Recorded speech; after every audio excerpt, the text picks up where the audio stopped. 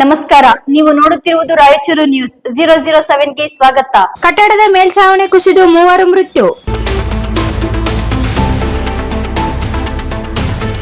ಪಟ್ಟಣದ ಹೊಸ ಬಸ್ ನಿಲ್ದಾಣದ ಬಳಿ ಕಿರುಚಿತ್ರವೊಂದರ ಪೋಸ್ಟರ್ ಹಾಕುವಾಗ ಕಟ್ಟಡದ ಮೇಲ್ಛಾವಣಿ ಕುಸಿದು 3 ಮೃತಪಟ್ಟಿದ್ದು 7 ಮಂದಿ ವಿದ್ಯಾರ್ಥಿಗಳು ಗಾಯಗೊಂಡಿದ್ದಾರೆ.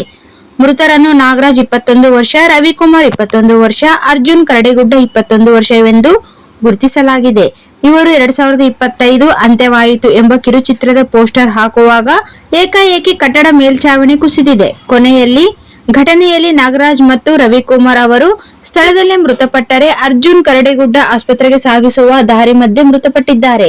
ಇದಲ್ಲದೆ ಘಟನೆ ವೇಳೆ ಎಸ್ಟಿ ವಸತಿ ನಿಲಯದ 7 ಜನ ವಿದ್ಯಾರ್ಥಿಗಳು ಗಾಯಗೊಂಡಿದ್ದಾರೆ. ಅವರನ್ನು ಚಿಕಿತ್ಸೆಗಾಗಿ ಸ್ಥಳೀಯ ಆಸ್ಪತ್ರೆಗೆ ದಾಖಲಿಸಲಾಗಿದೆ.